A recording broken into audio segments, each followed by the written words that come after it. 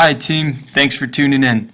I decided to show this video as it best represents the places we travel in Morocco, and while it conveniently leaves out the messy details of traveling in the country, the reality is no less amazing. This presentation is brought to you by yours truly, John McGinnis, Morocco Country Director. Working beside me in Morocco is Shema Etal Meki. Shema is a gem of a country manager and a super hard worker.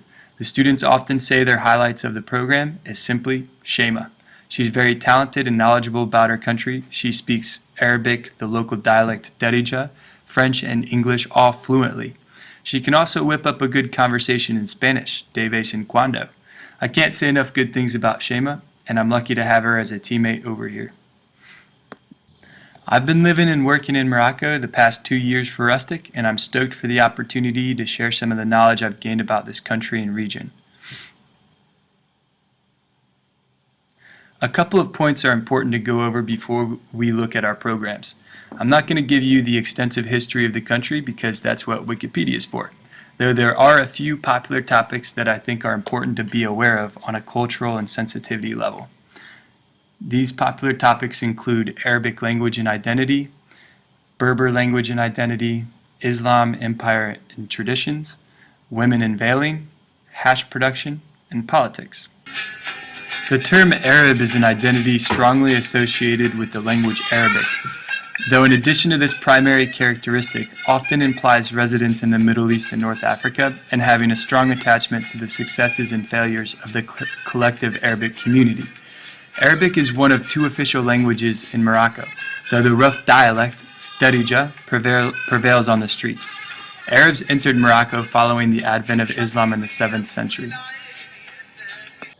The term Berber originated in ancient Greece, referring to non-Greek speaking peoples. Today, Berber is an identity associated with the indigenous people of North Africa and Morocco. Perhaps the more politically correct term is the Amazigh, referring to a constructed pan-Berber nationalism amongst the various groups of Berber communities, each with a distinct dialect. After decades of codifying a unified language, Berber activists have successfully lobbied the government during the Arab Spring of 2011 to have Tamazight recognized alongside Arabic as an official language of the country and taught in schools.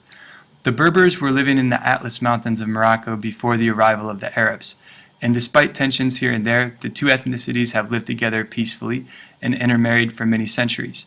Morocco has a long tradition of hosting diverse communities living in peace with one another, especially following the Spanish Inquisition, when many Muslims and Jews fled Andalusia to restart their lives in Morocco. Islam is rooted in the Judeo-Christian tradition and was first considered a heretical sect of Christianity because its followers denied Jesus as the Son of God and considered Muhammad to be the seal of the prophets. Islam became a distinct religion following the rapid conquest of the Arabs as they spread from the Arabian Peninsula with their new religion. Islam was linked to political power in the form of a caliphate. Some of the most well-known caliphates in Morocco include the Umayyads, the Almoravids, the Almohads, and the Marinids. Islam is the thread that unites the tapestry of diverse ethnic groups together in Morocco, and students will feel the sense of solidarity that draws Muslims together as we visit the different regions of the country. Concerning women in the Middle East, there's a lot to say, though I'd like to focus on the headscarf as it has, for better or worse, become politicized by the West as an indicator of equality. In Morocco, perhaps 50% of the female population wears the headscarf, and the other half chooses not to, which is perfectly acceptable in a country considered more open and tolerant in the Middle East.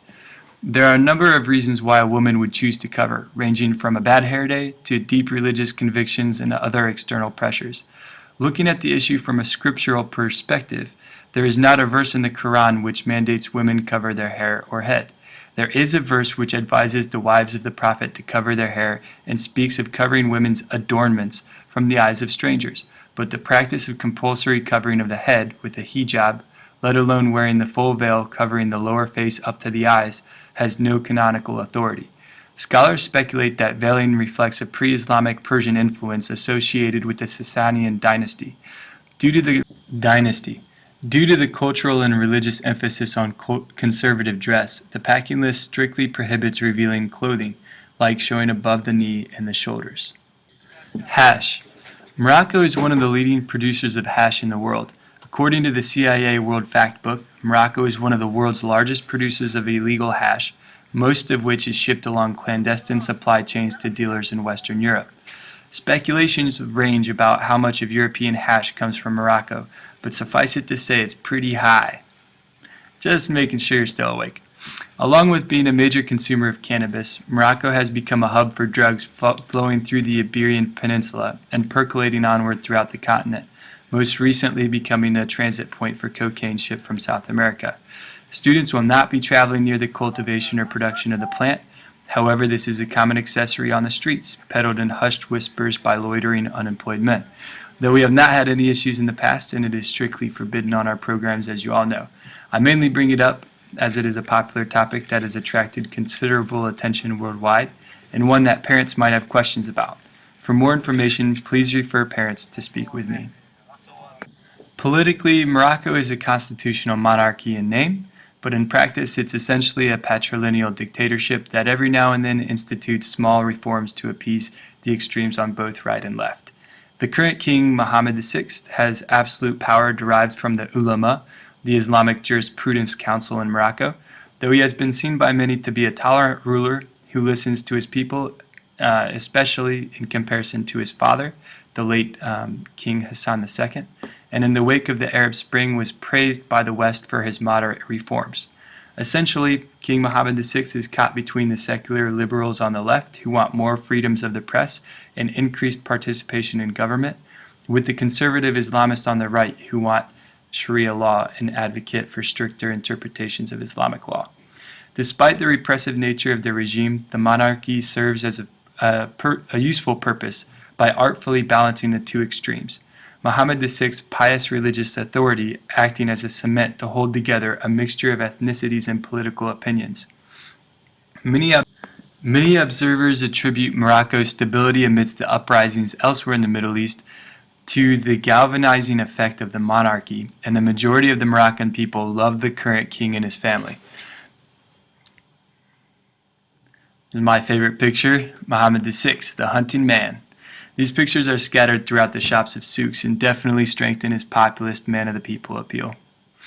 I'll now speak a little bit about our programs in Morocco and discuss how each of them should be or could be talked about with students. So the Advanced Photo Workshop is for students interested in photojournalism and working with top professionals in the field. In the past, we've had Pulitzer Prize winning photographer Barry Gutierrez, professors from well-known photo schools in the country, and even weird sports photographer Sol Nealman. Our students travel by train, bus, and plane throughout the northern and southern reaches of the country. They really get a sense of the diversity of the people and landscapes and work on key photography concepts such as moment, light, composition, as well as instruction on how to properly use a manual camera. This program does entail a lot of travel and movement, covering vast distances of varied terrain.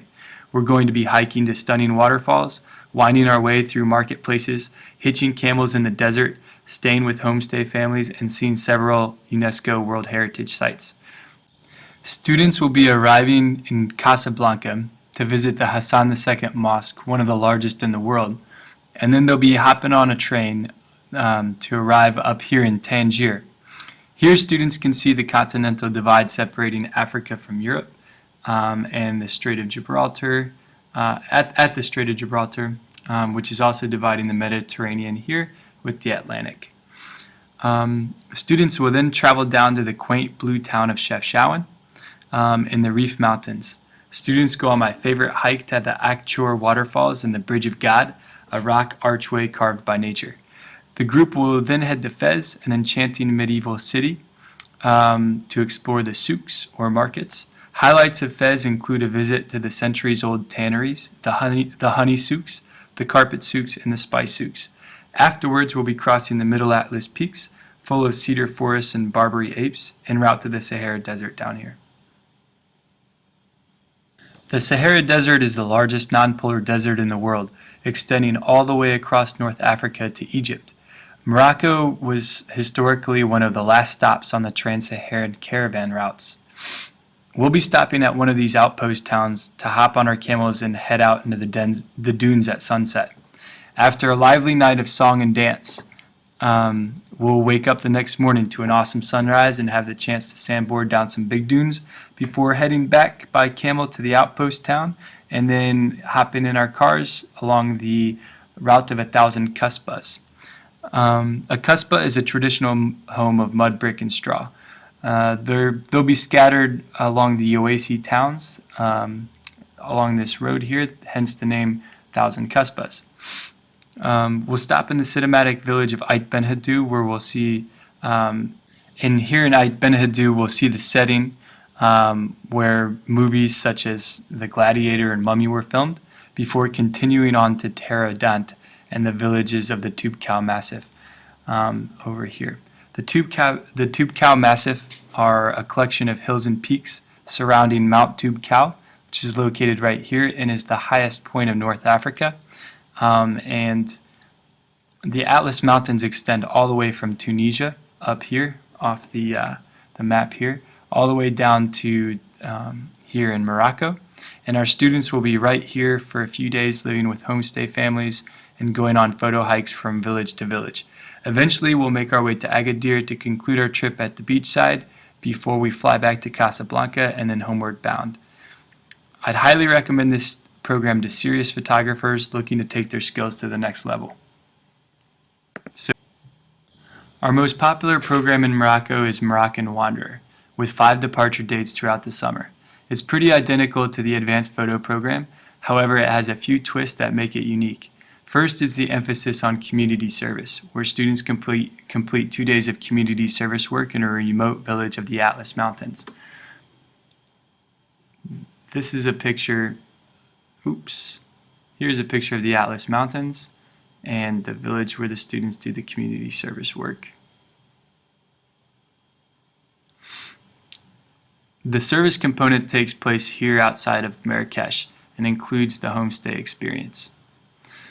The service projects entail repairing and building irrigation canals which bring the scarce resource of water, melted from the snow above, to the villagers' crops, and most inhabitants of the valley make their living by selling their produce at the local markets in Tel Wat. Another thing that makes the program unique, and just a little clarification, the students can receive up to 16 community service hours, and it's a 2-day community service component. The second thing that makes this program unique are the numerous adventure activities that make it a bit more rugged than the photo trip. The adventure activities include surfing, which happens here in Essaouira at the end. Essaouira is a laid-back coastal town famous for its Gnawa music. Gnawa music is like a syncretic music style combining West African rhythms with Arab inflections and singing. Jimi Hendrix and the Beatnik generation were also known to hang out here and in Tangier. This is often cited as one of the favorite parts of the trip, as students relax in the cool ocean breeze and do last-minute shopping in the souk, or market, while eating crepes from street-side vendors. It's an amazing atmosphere and allows the students to reflect on the adventure before flying back to Casablanca from Marrakesh and then back home. And here's also another picture of the village where the students will do service. And the irrigation canals are lining the sides of the mountains here, and the valley is here as shown below. And so the irrigation canals feed water to all these crops, and the crops include citrus trees, various nut trees like the almonds or the walnuts, as well as olives and wheat, which is a main staple of the Moroccan diet. Our final offering in Morocco is the Souks and Service program. This trip offers up to 35 community service hours. Please disregard the number listed in the catalog and refer students to this program on the website. The Souks and Service program is an immersive service trip in which students live in a rural valley with the Sheikh and his family here in the Atlas Mountains. Just there. Zouayat Hansel is the name of the valley, and it was founded in the 13th century by Sidi Said Hansel, a traveling North African Islamic scholar. This is a picture of the valley. Local legend states that Sidi Said Hansel's mentor told him to stop his travels and establish a religious school where his cat jumped off his donkey. Located deep in the central high Atlas Mountains of Morocco, Zaouata Hansel now refers to a rural commune under the province of Azilal and is centered on four established villages: Amzarai, Agudim, Tagia, and Tigi Nimin, a weekly market on Monday, and government offices. It also encompasses the high pastures and grazing lands of the Ait Abdi and Ait Ata tribes, two of Morocco's largest and most powerful semi-nomadic and nomadic tribes. The current population of Zaouata Hansel is between 10,000 and 15,000 people and includes permanent residents, spiritual pilgrims, and seasonal nomads. Zawaya means corner in Arabic, which is considered a place of reflection and process. I wish it had more of a positive connotation for me, as I remember spending half of my childhood in a corner. But the reality is absolutely brilliant, and this corner is one of the most amazing I've ever seen. Here, students will be working on two projects: the community center and library in the village of Amzarai. And this project is part of an ongoing initiative by the Atlas Cultural Foundation. The mission of the Atlas Cultural Foundation is to help underserved Moroccans, especially women and children, improve their quality of life through locally determined development projects. In 2013, the Atlas Cultural Foundation worked to restore a 200-year-old community granary in the village of Amzarai. They built a new roof, rebuilt a collapsing wall, and reinforced the stair structure. Their new goal is to rebuild the building's guardhouse into a community center and library, which is where our students will come in to support the project.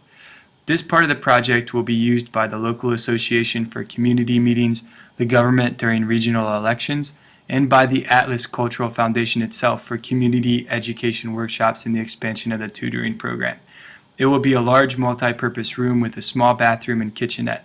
We plan to furnish it with tables and chairs, bookshelves, and whiteboards. The first stage of the project, the restoration, was completed a few months back. The second project that our groups will be working on this summer is the fence for the community refuse oven. In 2013, the Atlas Cultural Foundation built a community refuse oven for the two villages of Agudim and Amzarai. The oven and storage building are completed. We still need to build a security fence around the oven. So this is the village where the students will be living, and here is the Sheikh's house where the students will be living with the Sheikh and his family. This is typically a pretty powerful experience for the students to be immersed in a community that is virtually untouched by the outside world. There's hardly any other foreign presence in the community apart from the Atlas Cultural Foundation. And so after these service projects in the Atlas Mountain Village, the students will travel back to Marrakesh, spend a day in the markets in the UNESCO World Heritage Jama Afana Square, and then they'll head up to Casablanca, take the train to Tangier, and do the hike to the waterfalls in Akchor and the Bridge of God. And so this is a really beautiful hike. Again, it's one of my favorites. That's why I've incorporated it into all three itineraries this summer. And I think regarding health and safety in Morocco, it's a fairly bowel-friendly country and offers decent medical services in the locations where we'll be traveling. Private hospitals are well run and clean, with knowledgeable physicians usually trained in France, and the health industry has been invested in heavily by the French government due to the number of French expatriates living in Morocco. Just a side note, the relationship between Morocco and France, the former imperial power that colonized Morocco in the scramble for Africa, is pretty sanguine, especially vis-a-vis neighboring Algeria, which severed ties with France following a violent civil war. Continued French influence in Morocco has significantly boosted infrastructure and development projects, hospitals and doctors included. As you can see here, SOS rated hospitals in Morocco to be of medium risk, travel to be a low risk, and conditions in the Western Sahara continue to be volatile, though we will not be near this region, and I've excluded details about the Western Sahara in this presentation for the sake of brevity. Main risk in Morocco is heat exposure and the potential for heat stroke. Temperature reaches extreme highs over the summer months, and students have to be aware and rehydrate constantly. This is a reminder that's ingrained in our guides. The only consolation to the inferno temperatures is that the heat is dry and not humid. Today, terrorism continues to be a serious threat in Morocco and has prompted RP to cancel its operations in 2011. Morocco has seen a series of bombings within the past decades: 2003, 2007, 2011. In 2003, a dozen suicide bombers in their low 20s detonated bombs throughout Casablanca, systematically targeting Jewish and Western establishments, killing 33 innocent people. The bombers were from poor Casablancan suburb of Sidi Moutmin, and the attacks were attributed to Salafia Jihadiyya, a terrorist group with supposed links to Al-Qaeda. In 2007,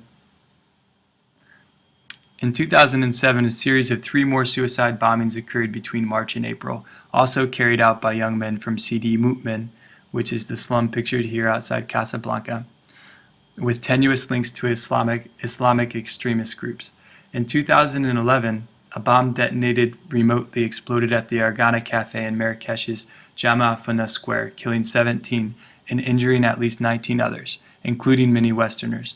Morocco claims that Al-Qaeda was responsible for the attack despite the organization's denial of complicity and the irregularity of using a detonation device.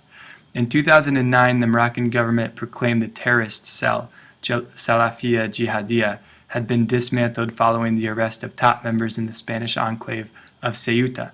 The threat of terrorism against Westerners and the Moroccan state remains high in spite of successful counterterrorism measures taken over the past decade by the Moroccan government. While terrorism remains a threat, Rustic Pathways would not hesitate to discontinue running programs should that threat exceed normal levels of precaution when traveling, like it did in 2011. Rustic groups do their best in Morocco to avoid traveling in conspicuously large groups when in the public marketplace and shy away from the cliché or wealthy tourist establishments that might attract anti-Western sentiment.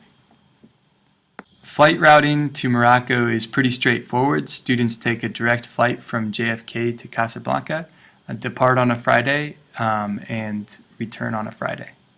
An exciting new development this year is also that programs in Morocco connect with those in Spain and in Ghana, which is really recommended for students interested in West African culture, as well as the mixing of heritages between Andalusia and Northern Africa. A few frequently asked questions in Morocco is, what is Ramadan and how will it affect my program? So Ramadan is a month-long Islamic holiday that occurs in Morocco according to the lunar calendar. So it varies depending on the position of the moon. However, it will typically fall, last year it fell within the last 4 weeks of our programs. This year it's going to fall smack dab in the middle of programs. But during this month, all Muslims are required to abstain from eating, drinking, smoking, and sex during the daylight hours from dawn until dusk. So it's been a little challenging to run programs during this time, though it can be incredibly rewarding for students who seem to get a more profound insight into the lives of Moroccans and their culture. Locals do not expect foreigners to fast during the day and don't consider it a form of disrespect to go on as usual. But certain standards of respecting the culture are encouraged and go along with common sense, such as not eating or drinking openly in front of Muslims who are obviously very hungry. Despite the many obstacles posed by Ramadan, this month can actually enhance the value of the experience for students and has often been seen as a highlight of the trip, notwithstanding Ryan Gibbons' voluble objections. Homestay families is another frequently asked question by students and their parents. So here's a picture of a typical family house salon. Homestay families in Morocco are vetted according to the same guidelines used by Rustic across the board. Families are very excited to share their culture with students and always greet them with a cup of mint tea, which is the national gesture of hospitality and welcome. Pictured here is the salon of a typical Moroccan house and will be where students sleep in groups of 2 to 4 based on gender. With regards to communication, students will be able to use their cell phones to communicate with parents periodically throughout the trip, though cell phone use in general is strongly discouraged, as it is on all our programs across the board. Wi-Fi is available at many of our riads and kasbahs, as well as hostels, though Morocco programs are known for being high-paced adventures, which leave little room for these activities.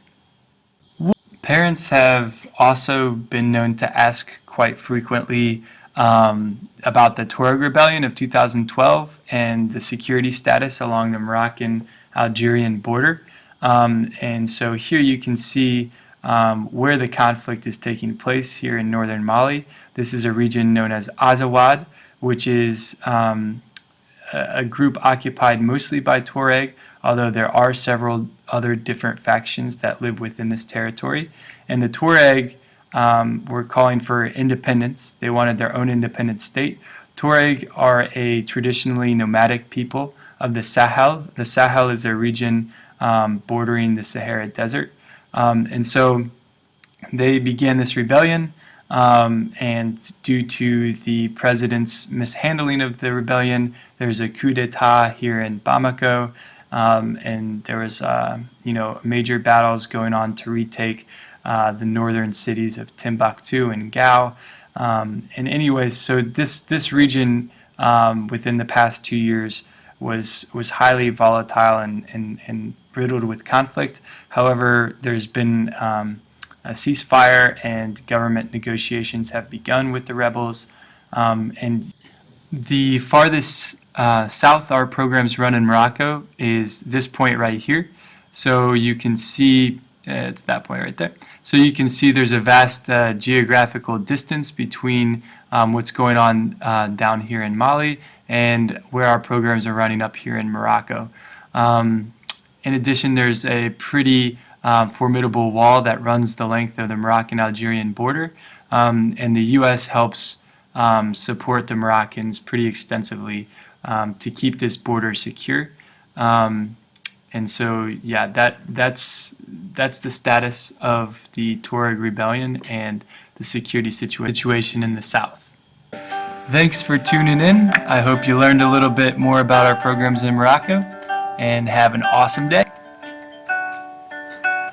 اليوم راني معاك غدوة تاني متمني يكتب بالمكتوب ونكون حداك يا قلبي شوف هواك وين رماني فوق بحر صافي بمواج وداني معاه تبع رياح الحب وعندك حطني ودعني وصاني وقلي حبيبك ما تنساه زينة ما درتي فينا أنا وقلبي حوسنا عليك ما لقينا يا زينة ما درتي فينا أنا وقلبي حوسنا عليك ما لقينا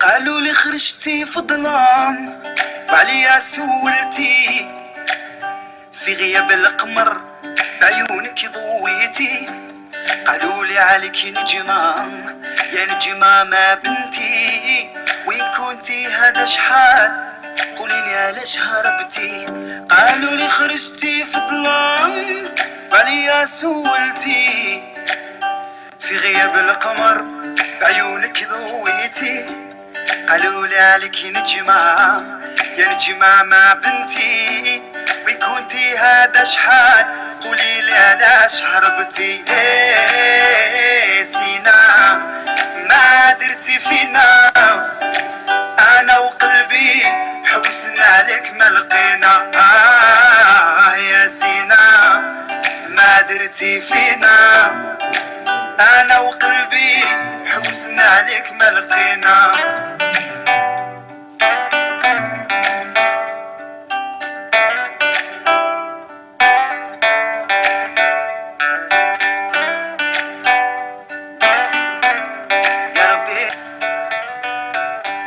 حلف ما نزيد نسال علي حجرني والعين اللي بكات وحالي سامحني علاش يا قلبي هواك غدرني